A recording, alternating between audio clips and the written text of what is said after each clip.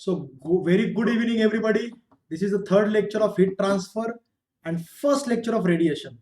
आज हमें radiation discuss करना है, and those who are watching on Zoom right now, you can directly unmute and directly speak to me. Okay? So pay attention. Radiation. iPad को connect नहीं किया ना मैंने. Just a second. रेडिएशन ऐसा बहुत exciting topic नहीं है, लेकिन बहुत मतलब डिफिकल्ट भी नहीं है, मतलब इजी टॉपिक है. और रेडिएशन को अगर मुझे आपको एक्सप्लेन करना है तो मैं आपको इतना बता सकता हूं कि इसमें 4 लॉज हमें पढ़ने हैं रेडिएशन के बेसिक कंसेप्ट्स के साथ साथ. रेडिएशन में हमें 4 लॉज पढ़ने हैं. 4.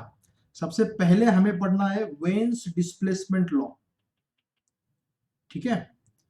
फिर उसके बाद हमें पढ़ना है स्टीफन्स लॉ या Stefan Boltzmann law. Stefan Boltzmann law. उसके बाद हमें पढ़ना है किरचॉफ लॉ. किरचॉफ लॉ और उसका थ्योरेटिकल प्रूफ भी देखना है हमें. प्रैक्टिकल प्रूफ नहीं, थ्योरेटिकल प्रूफ. और last Newton's law of cooling. Newton's law of cooling. अगर आप ये चारों लॉज एक बार समझ गए और इनके बेसिस पे एग्जाम में क्वेश्चंस कैसे आते और न्यूमेरिकल कैसे आते, इतना अगर आपको समझ गया, that is sufficient. That is perfectly sufficient. Okay. So Pratiksha बेटा, आज के दिन बस यूट्यूब पे नहीं होगा, Zoom पे हो रहा है lecture. I will post the recording. Okay. So pay attention to what I am teaching right now. तो रेडिएशन में ये 4 लॉज हमें पढ़ने हैं. तो before jumping on to the all these 4 laws, let me first clear up certain basic concepts in radiation. Radiation के कुछ basic concepts मैं आपको क्लियर कर देता हूं. सबसे पहली बात, कोई भी ऑब्जेक्ट अगर नॉन जीरो टेम्परेचर पे है, कौन से टेम्परेचर पे? Non zero temperature.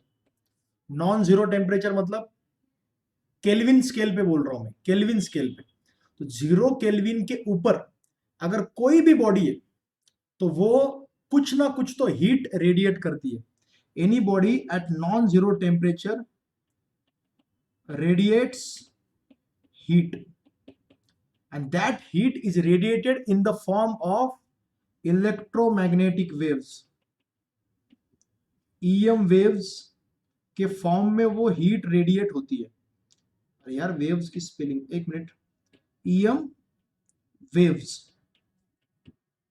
अब जैसे फॉर एग्जांपल आपको किसी ने पूछ लिया, suppose there is ice. Does ice radiate heat? क्या आइस में से हीट रेडिएट होती है?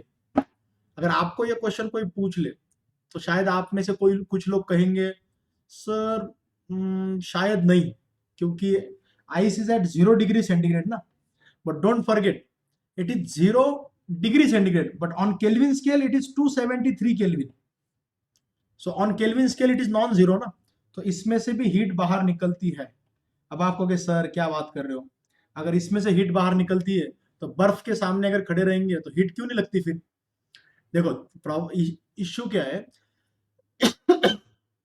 आइस में से जो हीट रेडिएट होती है उससे कई ज्यादा हीट आइस एटमॉस्फेयर से एब्जॉर्ब कर लेता है. ठीक है. कल्याणी बोल रही है सर -273 असताना. What are you saying? Ice का टेम्परेचर कितना होता है टमाटर? Kalyani, what is the temperature of ice? What is the temperature of ice? Temperature of ice is 0 degree centigrade ना. Temperature of ice is 273 Kelvin ना. सर अरे टमाटर, केल्विन स्केल मध्येच टेम्परेचर ऑफ आइस इज +273. किसने कहा तुमको -273? +273 केल्विन स्केल पे ice का टेम्परेचर नेटवर होतं. काय आता घ्या डोक्याला हात मारून. अरे टमाट्यांनो, 0 डिग्री सेंटीग्रेड म्हणजे 273 केल्विन आणि -273 डिग्री सेंटीग्रेड म्हणजे 0 केल्विन. तो this is the temperature of ice. Okay. So any body at non zero temperature, non zero on Kelvin scale, radiates heat in the form of electromagnetic waves. Okay, that means ice also radiates heat. But the amount of heat radiated by ice is less than the amount of heat it absorbs from the atmosphere. तो atmosphere से वो ज्यादा heat absorb कर लेता है, इसलिए if you leave ice in the atmosphere as it is, it will eventually melt because outside temperature is more and temperature of ice is less, right? तो हमें ये सारी चीजों के बारे में पढ़ना है, रेडिएशन के बारे में भी पढ़ना है, एब्जॉर्प्शन के बारे में भी पढ़ना है, ट्रांसमिशन के बारे में भी पढ़ना है, ये सारी चीजें हम पढ़ेंगे। तो फिर मैं एक काम करता हूँ, रेडिएशन की ये सारी चीजें पढ़ने के लिए कुछ कंसेप्ट्स डिफाइन करता हूँ, जो कंसेप्ट्स हमें यूज होंगे ये सारे लॉज समझने में और ये सारे कंसेप्ट्स को अंडरस्टैंड करने में, ठीक है? सबसे पहला कंसेप्ट, ठीक है, सबसे पहला concept, emissive power. What is emissive power? ध्यान दो मैं क्या बोल रहा हूं। What is emissive power? Let us take an object, इस ऑब्जेक्ट में से सारे डायरेक्शन में रेडिएशन होगा, सारे डायरेक्शन में रेडिएशन होगा, इधर भी रेडिएशन होगा, इधर भी रेडिएशन होगा, इधर भी रेडिएशन होगा और इधर भी रेडिएशन होगा, बराबर है? सारे डायरेक्शन में रेडिएशन होगा। तो वो जो रेडिएशन बाहर निकल रहा है, अब देखो इसका जितना ज्यादा सरफेस एरिया है उतना ज्यादा रेडिएशन बाहर निकलेगा ना। तो रेडिएशन से कितनी हीट बाहर निकल रही है, रेडिएशन से कितनी हीट बाहर निकल रही है, that heat is, let me call that heat as let me call that it as heat emitted or you can say radiated, emitted or radiated. So that heat emitted per unit area, that heat emitted per unit area, per unit time is called as emissive power. क्या बोलते हैं इसको? Emissive power. समझ में आ रहा है? Emissive power is heat radiated per unit area per unit time. इसका unit क्या आएगा? Joule per metre square per second. और जूल पर सेकेंड क्या होता है भाई? जूल पर सेकेंड होता है वैट, क्या होगा? VAT per metre square. तो वैट पर मीटर स्क्वायर, कितनी हीट निकल रही है पर सेकेंड पर मीटर स्क्वायर एरिया, पर सेकेंड पर मीटर स्क्वायर एरिया। ये समझ में आ रहा है क्या एवरीबॉडी? आनंद, कल्याणी, अपर्णा, श्रीषा, क्या आपको ये समझ में आ रहा है जो मैं बोल रहा हूँ? Girija? Sir. Okay, very good. सबको समझ में आ रहा है ना कि इमिसिव पावर का मतलब क्या है? इमिसिव पावर का मतलब है heat radiated per unit area per unit time. ये हो गई इमिसिव पावर, इमिसिव पावर। दूसरा कंसेप्ट है एब्जॉर्प्टिव पावर। बोलोगे sir absorptive power, what is absorptive power? Objective power क्या है कि इस बॉडी ने कितनी हीट एब्जॉर्ब कर ली एटमॉस्फेयर से, क्योंकि ऑब्जेक्ट सिर्फ हीट रेडिएट नहीं करता, ऑब्जेक्ट एब्जॉर्ब भी कर लेता है ना। उसका एटमॉस्फेयर से जो हीट उसके ऊपर गिरेगा उसमें से वो कुछ एब्जॉर्ब भी करेगा। तो इसने कितनी हीट एब्जॉर्ब कर ली? लेट अस से ये है heat absorb, heat absorb per unit area per unit time, that is absorptive power, absorptive power, heat absorbed per unit area per unit time। एक काम करता हूं मैं, टाइम को ना डेल्टा टी नहीं लिखता, सिर्फ टी लिखता हूं, आप समझ जाओ कि वो टाइम है, ठीक है? डेल्टा टी नहीं लिखता मैं, उसको सिर्फ टी लिखता हूं, okay? Only T. Absorptive power is Q A upon capital A T. ये भी क्या आएगा? Joule per metre square per second, that is watt per metre square. इसका भी यूनिट क्या आएगा? VAT per metre square. लेकिन ध्यान दो, इसके पहले इमिसिव पावर थी हीट कितनी रेडिएट की, और एब्जॉर्प्टिव पावर कितनी हीट एब्जॉर्ब की। समझ में आ रहा है? तो ये दो कंसेप्ट समझ में आ गया आप लोगों को। अब मुझे एक बात बताओ, श्रीषा, आनंद, या आप में से कोई भी एक आंसर दे दो। अगर किसी बॉडी को एटमॉस्फेयर में रख दिया और वो जितना हीट रेडिएट कर रही है उतना ही हीट अगर एब्जॉर्ब करेगी, मतलब सेम हीट दे रही है और सेम हीट एब्जॉर्ब भी कर रही है, तो क्या उसका टेम्परेचर चेंज होगा? हो सर। नहीं, नहीं होगा ना, नहीं होगा, राइट। और ऐसा तभी हो सकता है जब उस बॉडी का टेम्परेचर और उसके एटमॉस्फेयर का टेम्परेचर सेम हो, है कि नहीं? तो लेट अस से फॉर एग्जांपल अभी पकड़ लो ये, लेट अस से कंसीडर दिस, नहीं मोबाइल में तो इंटरनल प्रोसेस चलती रहती है। कोई और ऑब्जेक्ट पकड़ लो, चलो ये ग्लास ही पकड़ लो, ग्लास पकड़ लो। अब ये जो ग्लास है, इसका जो टेम्परेचर है और इसका एटमॉस्फेयर का टेम्परेचर है, दोनों का टेम्परेचर अगर सेम है, तो जितनी हीट ये अंदर से बाहर फेंकेगा, उतनी हीट जो बाहर से इसके ऊपर गिर रही है उतना एब्जॉर्ब भी कर रहा है। तो दोनों का टेम्परेचर सेम है, इसीलिए जो हीट वो बाहर फेंक रहा है उतनी वो एब्जॉर्ब भी कर रहा है और टेम्परेचर कांस्टेंट रहेगा। It is in thermal equilibrium. कौन से इक्विलिब्रियम में? ये थर्मल इक्विलिब्रियम में। अब क्या होता है, अगर मैंने इस ग्लास का टेम्परेचर बढ़ा दिया, तो टेम्परेचर बढ़ाने से क्या होगा, ये जितनी हीट रेडिएट करेगा उससे कम एब्जॉर्ब करेगा, क्योंकि रेडिएशन बढ़ेगा, लेकिन एब्जॉर्प्शन तो नहीं बढ़ेगा। लेकिन रेडिएशन तो बढ़ेगा, रेडिएशन बढ़ेगा मतलब इसमें बाहर निकलने वाली हीट ज्यादा है, अंदर जाने वाली कम है। तो नेट हीट ट्रांसफर इस ग्लास से एटमॉस्फेयर को होगा, नेट हीट ट्रांसफर इससे एटमॉस्फेयर को होगा, क्योंकि अब ये ज्यादा रेडिएट कर रहा है लेकिन कम एब्जॉर्ब कर रहा है। क्यों? क्योंकि इसका टेम्परेचर एटमॉस्फेयर से ज्यादा है।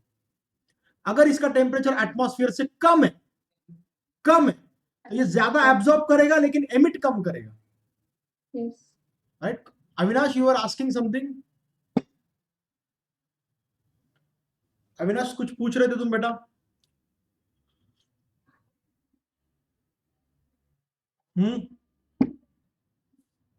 You are asking something? ये दोनों कंसेप्ट समझ में आ गए, absorptive power and emissive power. Power word इसलिए यूज करते हैं अपन क्योंकि यहाँ पे वैट आता है ना यूनिट में, watt per metre square, that's why we use this word power. Abhilasha बोलो बेटा। अच्छा, गलती से अनम्यूट हो गया, ओ कोई बात नहीं, चलो चलो, कंसेप्ट तो समझ में आ रहा है आप लोगों को, इमिसिव पावर, एब्जॉर्प्टिव पावर। अब आते और इंपॉर्टेंट दो तीन कंसेप्ट पे, वो समझो। अब ये बॉडी लेटस से और एटमॉस्फेयर से इसके ऊपर सारे डायरेक्शन से इसके ऊपर हीट गिर रही है, ठीक है? इस बॉडी के ऊपर, दिस इज द बॉडी, और इसके ऊपर हीट गिर रही है। अब ये बॉडी भी क्या करेगी पता है क्या? इसके ऊपर गिरने वाली जो हीट है, late me call it heat incident, late me call it heat incident, that is Q I, heat incident. तो ये इसके ऊपर जितनी हीट गिरेगी एटमॉस्फेयर से, उसको सबका सब एब्जॉर्ब नहीं करती है बॉडी। ये बॉडी क्या करती है, इसमें से कुछ एब्जॉर्ब कर लेती है, कुछ इसमें से ट्रांसमिट हो जाता है, आर पार चला जाता है, कुछ इसमें से आर पार चला जाता है, मतलब ट्रांसमिशन हो गया, और कुछ इससे रिफ्लेक्ट भी हो जाएगा। तो तीन चीजें हो रही है यहाँ पे, जितनी भी हीट उस बॉडी पे गिरेगी एटमॉस्फेयर से, वो तीनों में डिवाइड होगी। उसमें से कुछ एब्जॉर्ब होगी, कुछ ट्रांसमिट हो जाएगी, आर पार चली जाएगी, और कुछ रिफ्लेक्ट हो जाएगी। So heat incident is equal to heat absorb plus heat reflected plus heat transmitted, absorb reflected transmitted. तो incident heat equal to Q A Q R plus Q T. अब इसमें अगर तुमने कितना फ्रैक्शन एब्जॉर्ब हुआ उसको लिया, Q A upon Q I, तो heat absorb per unit heat incident, per unit heat incident, तो ये रेशियो आएगा ए। इसको कहा जाता है एब्जॉर्प्टिविटी। क्या बोलते हैं इसको? Absorptivity.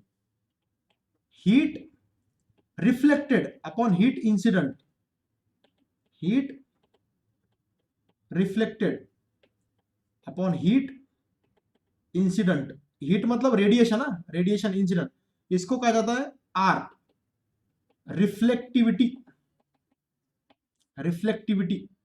And Q transmitted upon Q incident, heat transmitted, जो आर पार चली जाएगी, ट्रांसमिटेड अपॉन हीट इंसिडेंट, इसको आप कहोगे ट्रांसमिटिविटी, इसको कहोगे ट्रांसमिटिविटी, ट्रांसमिटिविटी, रिफ्लेक्टिविटी, एब्जॉर्प्टिविटी।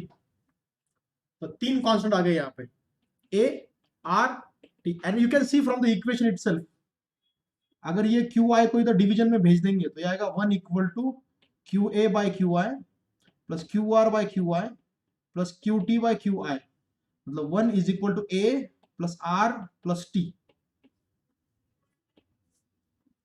ए प्लस आर प्लस टी, इन तीनों का एडिशन 1 होता है। ऑब्वियसली तीनों का एडिशन 1 ही होगा ना, जितना भाई जितना इंसिडेंट हो रहा है उसमें से तीनों में डिवाइड हो सकता है और कहा जा सकता है, तो तीनों फ्रैक्शन को ऐड करोगे तो 1 मिलेगा। Okay okay, now to study the radiation, the absorption and radiation of the different bodies, अलग अलग बॉडीज का रेडिएशन वगैरह तुमको स्टडी करना है। तो स्टडी करने के लिए अपन क्या करते हैं, what we do is study करने के लिए एब्जॉर्प्टिविटी, रिफ्लेक्टिविटी, ट्रांसमिटिविटी, अपन एक perfect body, ideal body imagine करते हैं।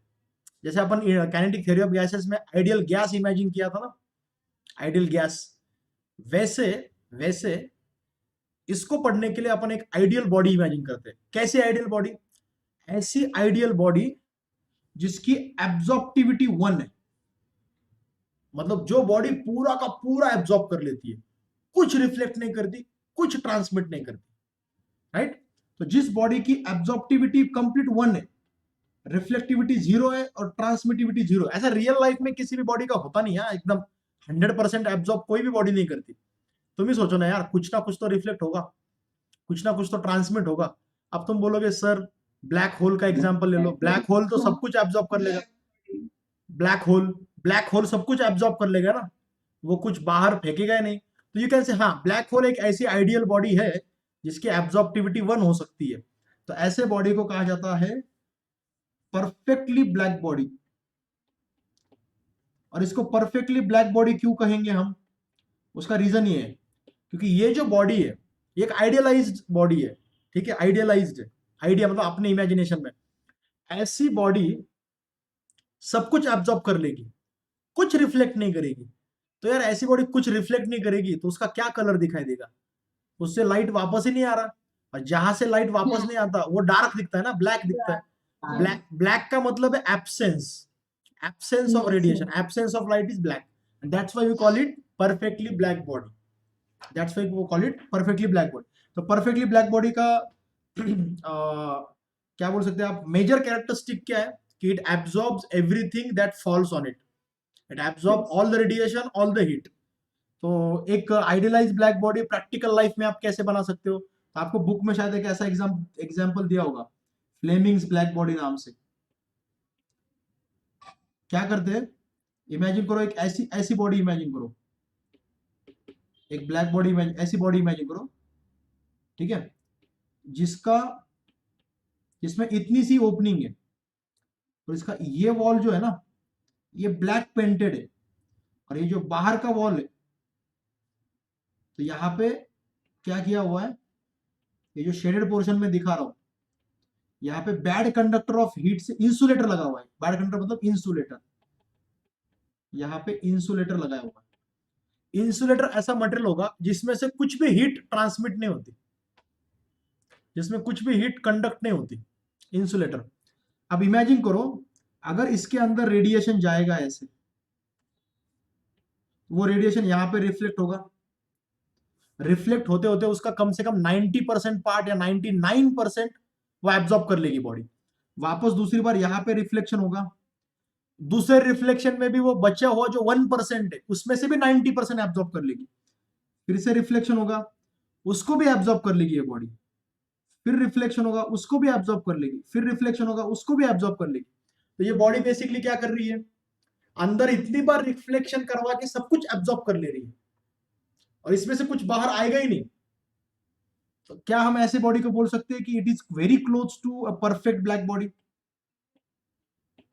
Yes, sir. This is very close to a perfect, this is called as Fleming's black body. ठीक है, अब रियल लाइफ में एक्सपेरिमेंटल बेसिस पे शायद ऐसी ब्लैक बॉडी को किसी ने बनाया भी होगा, हु नोज, लेकिन मल्टीपल रिफ्लेक्शन अंदर अंदर ही करवा के सब कुछ एब्जॉर्ब कर लेने का।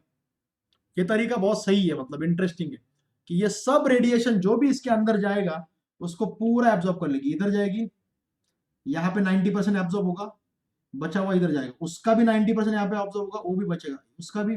ऐसे तो मुझे लगता है 3-4 रिफ्लेक्शन में सारा का सारा एब्जॉर्ब हो जाएगा, फिर रिफ्लेक्शन के लिए कुछ बचता भी नहीं होगा मेरे ख्याल से। तो सब कुछ एब्जॉर्ब हो गया होता होगा शायद, इन माय ओपिनियन।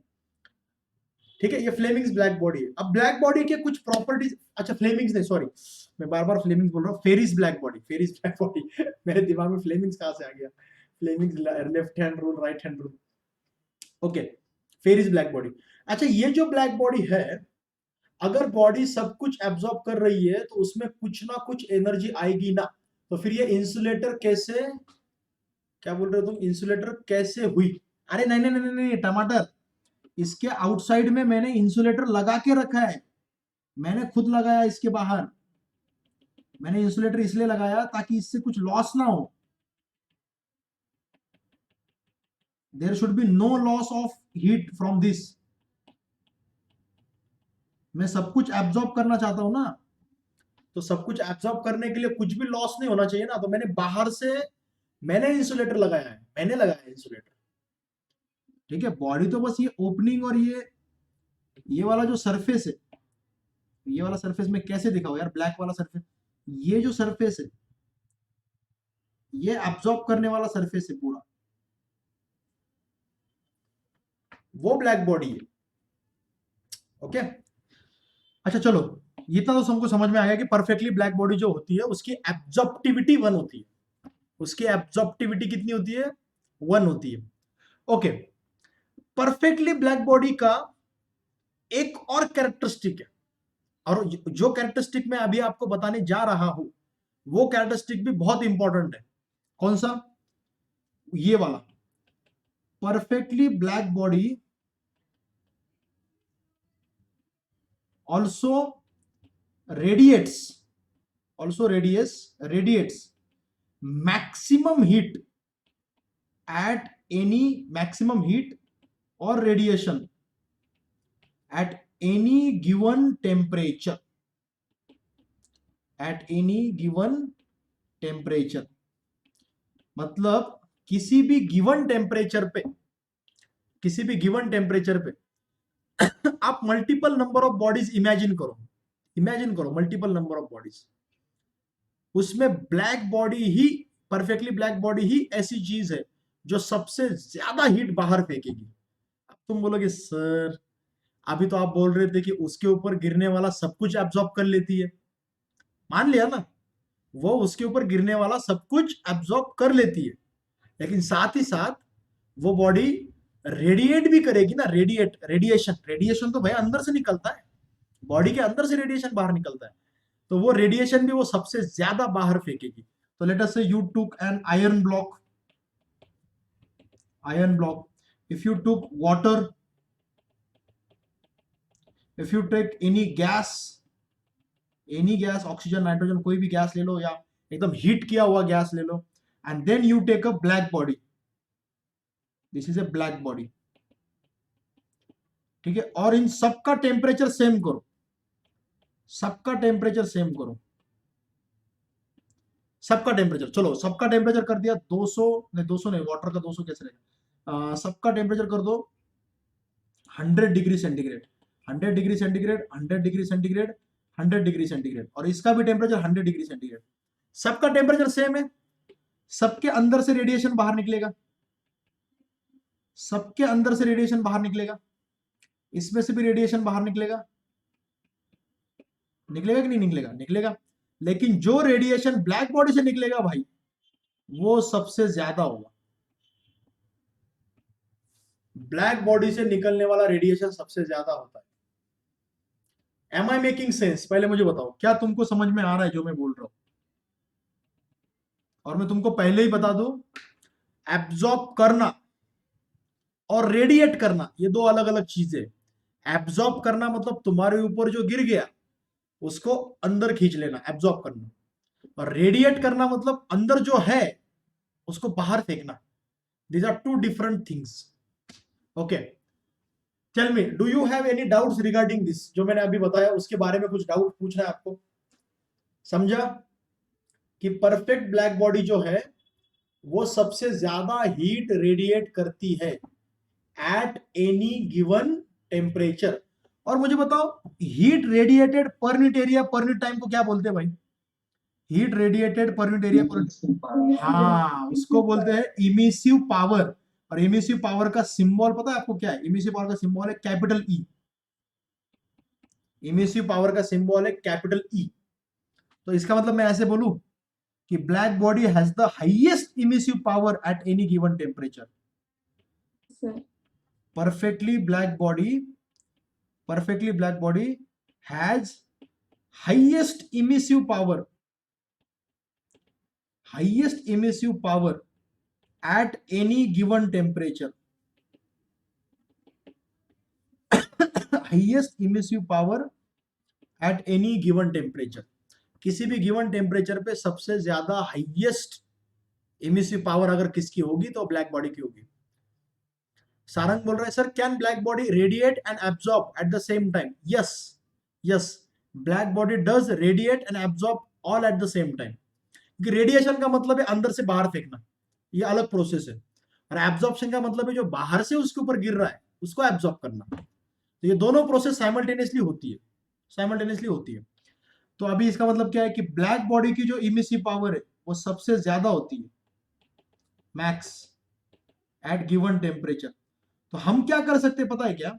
ये बाकी चीजें जो है जैसे आयरन हो गया, वाटर हो गया, कुछ गैस हो गया, या कोई भी और चीज होगी, किसी भी चीज का, कोई भी ऑर्डिनरी बॉडी होगी, तो किसी भी ऑर्डिनरी बॉडी की जो इमिसिव पावर है उसका कंपैरिजन हम ब्लैक बॉडी के साथ कर सकते हैं ना। किसी भी बॉडी का जो इमिसिव पावर है, इमिसिव पावर मतलब कितना हीट रेडिएशन हो रहा है, तो उसका कंपैरिजन हम ब्लैक बॉडी के साथ कर सकते हैं क्या? कर सकते हैं ना। तो अगर उसका ब्लैक बॉडी के साथ कंपैरिजन करेंगे, suppose E is equal to emissive power of any ordinary body. कौन सी बॉडी? ऑर्डिनरी, कोई ऑर्डिनरी बॉडी है उसकी इमिसिव पावर है। तो अगर तुम उस चीज के लिए इमिसिव पावर का रेशियो लेते हो ब्लैक बॉडी के साथ, ये रेशियो, तो इस रेशियो को कहा जाता है small E, emissivity.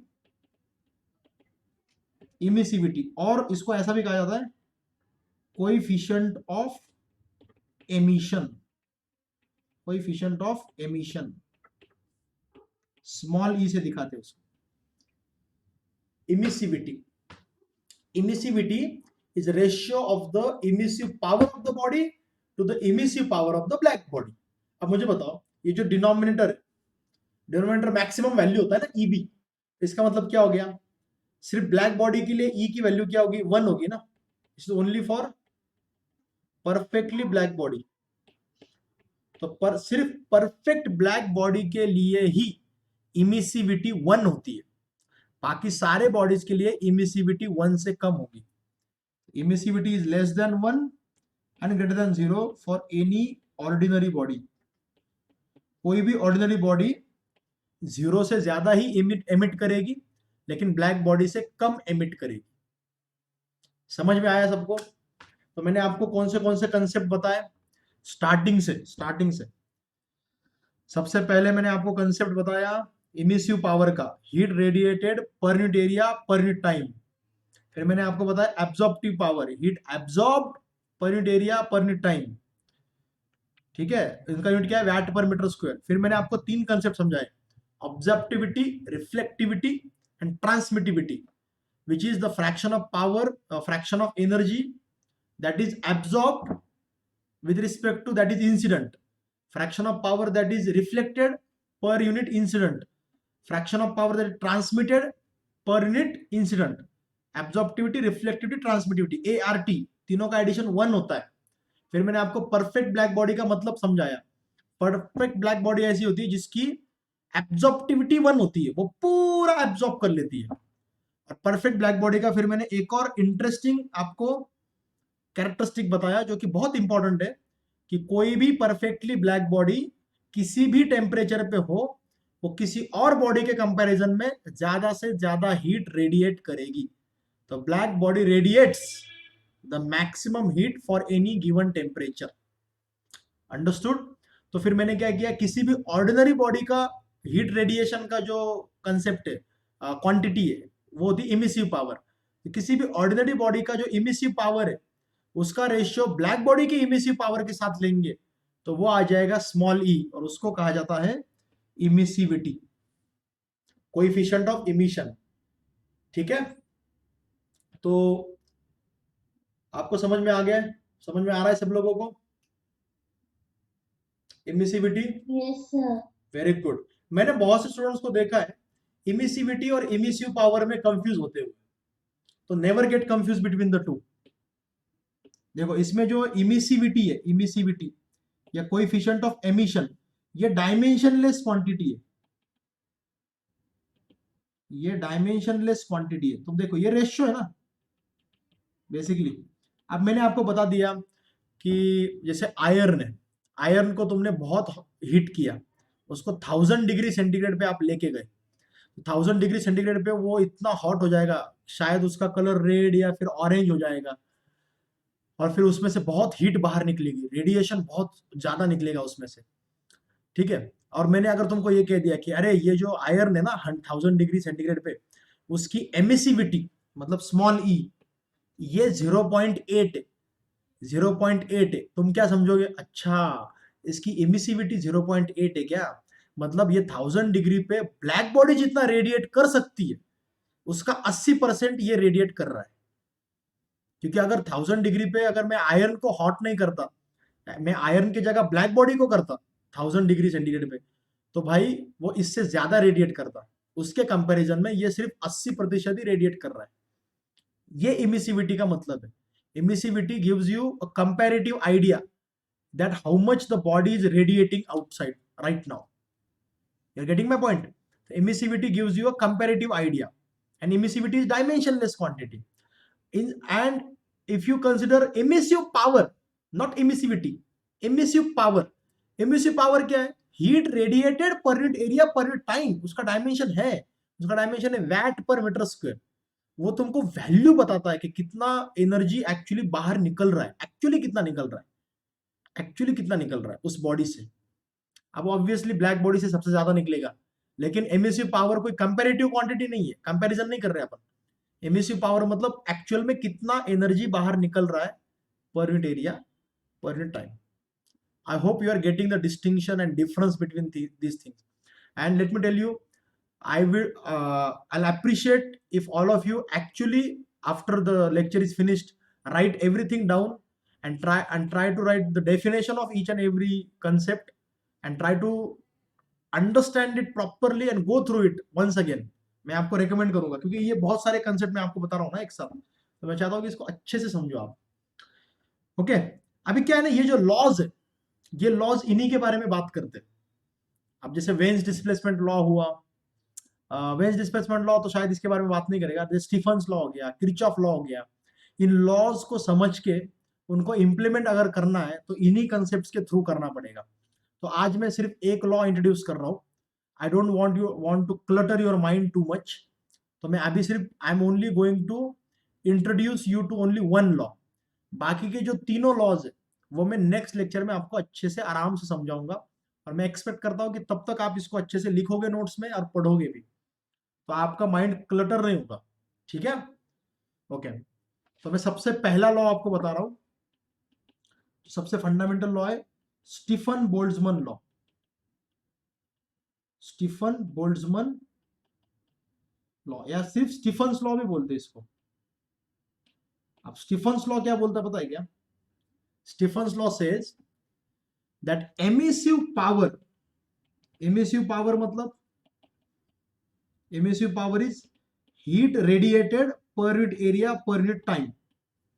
Emissive power of a black body, of a perfectly black body, of a perfectly black body at given temperature, at given temperature of T Kelvin, T Kelvin, Kelvin में चाहिए temperature, at given temperature of T Kelvin is directly proportional to directly proportional to directly proportional to देखो directly proportional to fourth power of the temperature, fourth power of capital T. मतलब emissive power of A perfectly black body, मतलब EB, जो black body अंदर से बाहर heat फेंकती है, वो किसको प्रोपोर्शनल है भाई? एब्सोल्यूट टेम्परेचर के फोर्थ पावर को प्रोपोर्शनल, स्क्वायर को नहीं, क्यूब को नहीं, सीधा फोर्थ पावर। तो यहाँ पे इमिसिव पावर जो होगी ब्लैक बॉडी की, वो क्या आएगी? Some constant into T power 4, and this constant is called as Stefan's constant. क्या बोलते हैं इसको? Stefan's constant, Stefan's constant.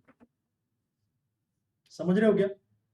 अब ये स्टीफन्स कांस्टेंट की वैल्यू पता है आपको कितनी होती है? ये फिक्स कांस्टेंट है, इसकी वैल्यू होती है, देखो, सिग्मा इज इक्वल टू 8.85, नहीं 8.85 नहीं होती, 10 to the power minus, what the heck, मुझे इसकी एग्जैक्ट वैल्यू याद नहीं आ रही।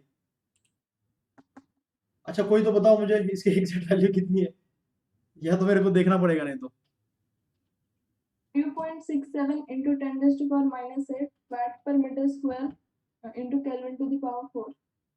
अच्छा 5.67 है ना, वो तेरी 8.85, अरे वो 8.85 तो वो तो परमिटिविटी होती है, वो तो परमिटिविटी होती है।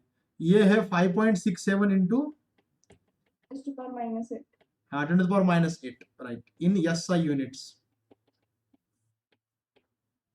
क्या यार, फिजिक्स में इतने सारे कांस्टेंट्स है, इतने सारे फॉर्मूले, बहुत याद रखना पड़ता है। अच्छा इसका यूनिट क्या आएगा? इसको एक्चुअली डिराइव किया जा सकता है, इसका यूनिट वगैरह पूरा, लेकिन अभी इसका डेरिवेशन वगैरह ये सारी चीजें अपने सिलेबस में नहीं है। हाँ इसका यूनिट इससे आएगा, इस इक्वेशन से। Sigma is equal to Eb upon T power 4 ना, ये होता है वैट पर मीटर स्क्वायर, और ये होगा केल्विन पावर 4। तो बेसिकली यूनिट क्या हो जाएगा? Watt per metre square kelvin power 4, ये हो जाएगा watt per metre square kelvin power 4, watt per metre square kelvin power 4। ये आपका स्टीफन्स लॉ, और ये स्टीफन्स लॉ आपको क्या बताता है? स्टीफन्स बोल्ट्जमैन लॉ आपको इमिसिव पावर बताता है ब्लैक बॉडी का, ये ब्लैक बॉडी का इमिसिव पावर है। अब हमको पता है कि ऑर्डिनरी बॉडी के लिए, ऑर्डिनरी बॉडी है कोई, ये ऑर्डिनरी बॉडी के लिए नहीं है। ऑर्डिनरी बॉडी के लिए तो E बाई ईबी क्या होता है? इमिसिविटी होता है ना, E इज इमिसिविटी। तो क्या मैं ऑर्डिनरी बॉडी के लिए ऐसे लिख सकता हूं? E is equal to small e into Eb, small e into sigma into T power 4। This equation is for ordinary body, ये ऑर्डिनरी बॉडी के लिए इक्वेशन आएगा। तो ऑर्डिनरी बॉडी के लिए इक्वेशन क्या है? Emissive power is equal to E into sigma into T power 4, where E is the emissivity जो कि डायमेंशनलेस कांस्टेंट है, और सिग्मा तो सब लोग जानते हैं स्टीफन्स कांस्टेंट है। और मेरी तरह भूलो मत, स्टीफन्स कांस्टेंट है 5.67 into 10 to the power minus 8 watt per meter square Kelvin power 4। Understood भाई? स्टीफन्स लॉ समझ में आ गया आप लोगों को? अब स्टीफन्स लॉ पे अगर तुमको कोई क्वेश्चंस वगैरह दे दिए तो will you be able to solve it? चलो एक सिंपल सा क्वेश्चन लेके मैं क्वेश्चन सॉल्व करके दिखाता हूँ। क्वेश्चन भी मैं ही देता हूँ और सॉल्व भी मैं ही करता हूँ, ठीक है? एक सिंपल सा example, consider a metal sheet of total surface area 100 centimetre square at temperature 327 degree centigrade, ठीक है? If it's emissivity is 0.8, find heat radiated by it in 5 minutes, 5 minute में उसमें से कितनी हीट बाहर निकलेगी बताओ। Consider a metal sheet of total surface area 100 centimetre square at given temperature, इसकी इमिसिविटी 0.8 है। तो अगले 5 मिनट में इसमें से कितनी हीट बाहर निकलेगी। देखो गिवन क्या क्या है अपने पास। पहले बात तो एरिया दिया है 100 सेंटीमीटर स्क्वायर, बोले तो 10⁻² centimetre square is 10⁻⁻4 metre square, तो ये 10⁻⁻2 मीटर स्क्वायर हो जाएगा। मैंने पहले असाइनमेंट में कन्वर्ट कर लिया उसको।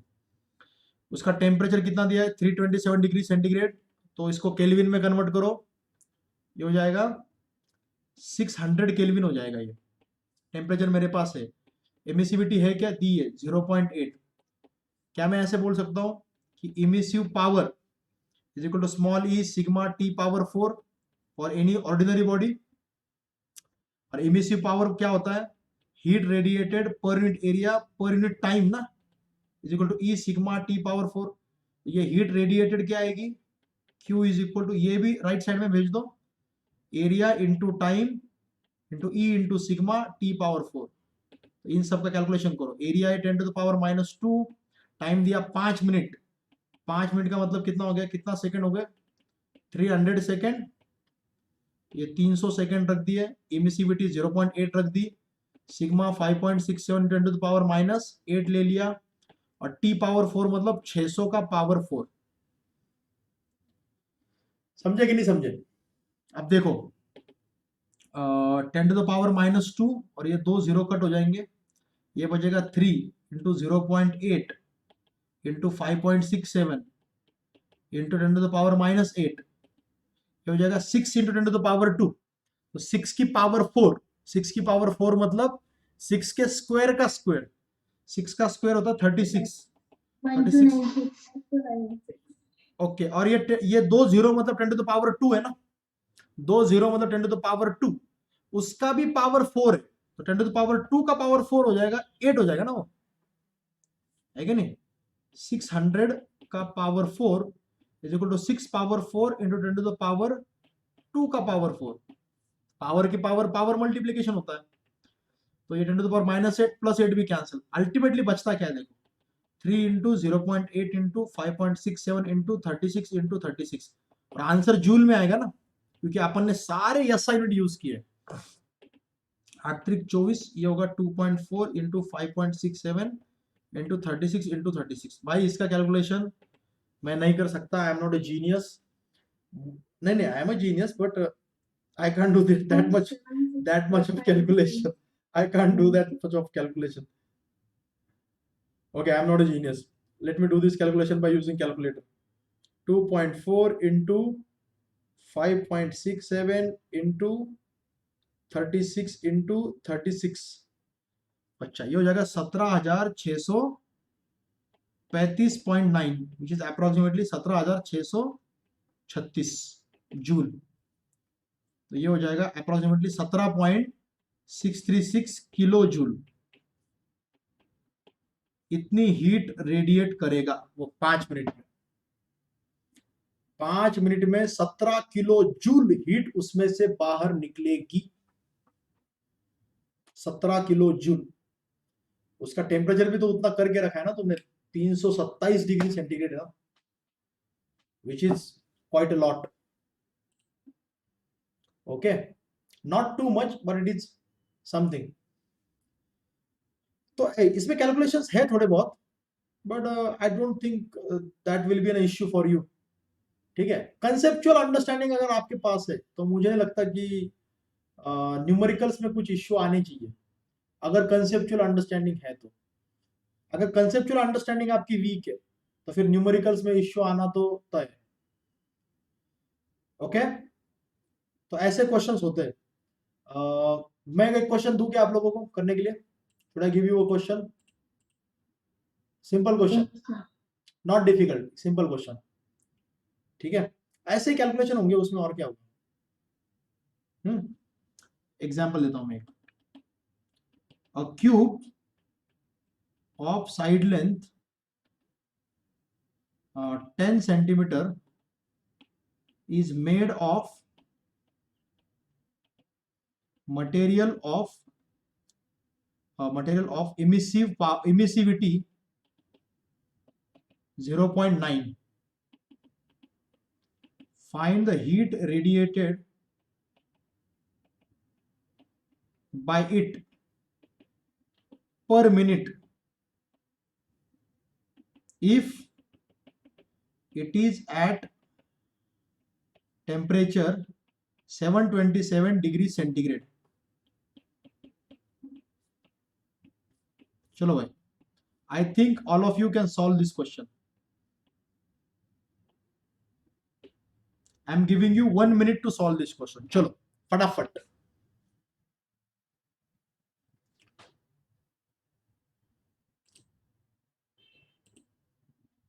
नेसेसरी इंफॉर्मेशन तो मैंने आपको दे दी.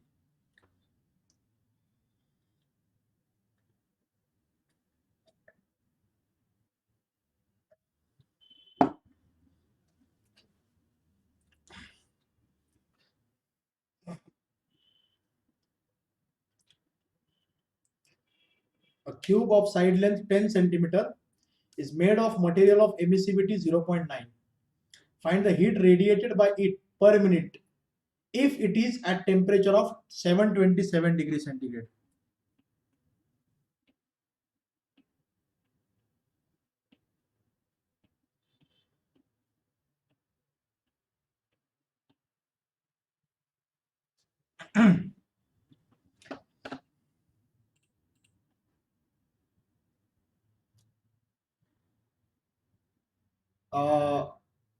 आंसर दिया है, किसने दिया ये आंसर? सारंग ने दिया आई थिंक. आंसर ये है 1,83,708.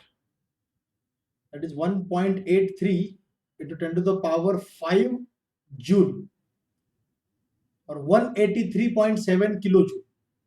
183.7 किलो जूल. मुझे लगता है यार तुमने ना गड़बड़ कर दिया. आई थिंक तुमने सेंटीमीटर को मीटर में कन्वर्ट किया क्या? तुमने एरिया ठीक लिया क्या? 1618 जूल. बेटा मुझे गिवन क्या क्या मैं लिख लेता हूँ. ई तुमने 0.9 लिया होगा, कोई दिक्कत नहीं. सिग्मा तुमने 5.67 10 टू द पावर -8 लिया होगा, कोई दिक्कत नहीं. मुझे बताओ तुमने टेम्परेचर भी 1000 केल्विन लिया होगा ना, which is 10 to the power 3 kelvin. इसमें भी कोई दिक्कत नहीं. मुझे बताओ तुमने एरिया कितना लिया? Area to power -2 metre square. 6 into 10 to the power -2. हाँ, सरफेस एरिया ऑफ क्यूब क्या आएगा? सरफेस की 6 फेसेस होते हैं ना, 6 faces into centimetre 10 square centimetre square. तो बेसिकली हो जाएगा ये 6 into 10 to the power 2 into 10 to the power -4 metre square. 6 into 10 to the power -2 metre square. अच्छा, ये एरिया तुमने ले लिया. तो heat radiated per unit area per unit time equal to E sigma T power 4. Emissive power is equal to small E sigma T power 4. Value put करो. Capital Q is equal to कितना आएगा? A into T E sigma T power 4. Capital A कितना है? 6 into 10 to the power -2. T कितना है? Time 1 minute. 1 minute बोलो तो 60 seconds. 60 seconds. Emissivity 0.9. Sigma 5.67 into 10 to the power -8 and T power 4 is 10 to the power 3 Kelvin power 4 ना. अब देखो ये 6, ये 60, 0.9, ये 5.67. 6 into 60 into 0.9 into 5.67. ये कैलकुलेशन करना पड़ेगा. 10 की पावर -2 83,708 जूल और 10 to the power -8 और 10 to the power 12. भाई ये कट हो जाएगा, ये कट हो जाएगा, ये कट हो जाएगा, 100 बचेगा यहाँ पे. जाएगा 6 इंटू 60. काम बचे 60 का 0.9 का पॉइंट हट जाएगा तो वो 9 बचेगा बस. और ये 5.67 इंटू 100 567 हो जाएगा. ये फाइनल कैलकुलेशन आता है. 6 इंटू 6 इंटू 9 इंटू 567 जाएगा. 6 इंटू 6 इंटू 9 इंटू 567. हाँ, करेक्ट आंसर है 1.837 into 10 to the power 5 joule पर मिनट हो गया इतना। Heat radiated is correct answer. अरे 18.14 किलो जूल। प्रिया क्या हुआ, डेसिमल पॉइंट में गड़बड़ है क्या? नहीं बराबर है ना, ये एक्चुअली आएगा 183.7 किलो जूल आएगा, 183.7 किलो जूल, 183.7 किलो जूल। यार इस चैप्टर में ऐसे कैलकुलेशंस है थोड़े बहुत ज्यादा नहीं है लेकिन थोड़े से है, but I don't think they are difficult, so you can do it actually. Okay sir ji क्या एडमिट कार्ड रिलीज कर। Very good nice. अच्छा ये समझा क्या जो मैंने पढ़ाया अभी? सर ओके अभी 3 लॉज बचे हुए अभी आप पढ़ना, और वो 3 लॉज मैं आज एक्चुअली बता सकता था लेकिन इसलिए नहीं बता रहा हूँ because I don't want your mind to get cluttered by everything. आज बस क्या करो, ये सारे कंसेप्ट को अच्छे से शांति से रिवाइज करो, मैंने क्या क्या बताया है और कहाँ कहाँ कंफ्यूजन हो सकता है और उसको कैसे अवॉइड करना है, just focus on that. Okay okay कल मैं बाकी के 3 लॉज आपको पढ़ाऊंगा और उन तीनों लॉज पे क्वेश्चंस भी करेंगे कल, इंक्लूडिंग स्टीफन्स लॉ पे भी क्वेश्चंस करेंगे। तो सबसे पहले वेन्स लॉ बताऊंगा, फिर Kirchhoff's law, and then I will tell you Newton's law of cooling. तो कल थ्योरेटिकली तो चैप्टर खत्म हो जाएगा लेकिन एक और दिन अपन प्रैक्टिस करेंगे। ओके और ऑफलाइन में भी एक दिन इसको अगर आप चाहते हो तो प्रैक्टिस के लिए दे सकते, then radiation will be finished. Okay for today I think we can stop here. Sir तुम्ही उद्या सकाळी वर्कशीटसाठी कोणते कोणते चॅप्टर सांगितले होते? यस कल के लिए मैंने आपको चैप्टर बताए थे calorimetry and conduction heat transfer, but that will discuss that tomorrow morning. आज के लिए बस इतना ही। So stay safe, stay indoor और पढ़ते रहो, ठीक है? और लिंक मैं आपको ये लेक्चर अपलोड करके अब भी भेज देता हूँ, चिंता मत करो यार, तुम बहुत रोते हो, पूरे सब लेक्चर का लिंक भेज देता हूँ तुमको। चलो गुड नाइट एवरीवन।